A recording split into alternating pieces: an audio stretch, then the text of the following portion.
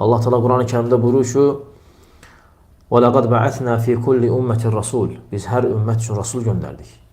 اَنِ اِعْبُدُ اللّٰهَ وَاجْتَنِبُ الطَّاغُوتِ Hamısı tek Allah'a çağırsınlar, Allah'tan qeyri ibadət olunan bütün şeyləri tərk etməyə dəvət etsinlər. Bütün peyğəmbərlərin əmri bu olub. Yəni 124 min peyğəmbər bildiyimiz qədər gəlir. Yəni onların hər birisi Allahın təkliyinə və tövhidə çağırır. Bəli, hər birisi Allah Taala'nın təkliyinə çağırır. Və heç bir peyğəmbər qövmünü ibadət eləməyə çağırmayıb. Çünki qövm ibadət eləyirdi.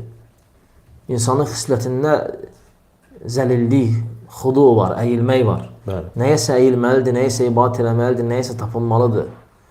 Lakin insanlar tapındıqları, əyildikləri, ibadət etdikləri yerdə yanılmışdılar. Ona görə Allah Teala peyğəmbərlər göndərirdi ki, madam ki siz bu fitrət üzərində də yaradılmışsınız, nəyəsə bağlanmalısınız, o mənəm. O Allahdır. O daşlar, ağaclar və yaxud da hansısa bir yerlər və hansısa bir əşyalar deyildir. Yəni əgər insan Allaha qul olmursa, onda nəyinsə qul olacaq. Bəli, ona görə İbn Qayyim rahimehullah buyurur ki, insan nəyəsə quldur və nəyəsə möhtacdır. Əgər Allah Taala'ya qulluq etmirsə, nəyinsə quludur.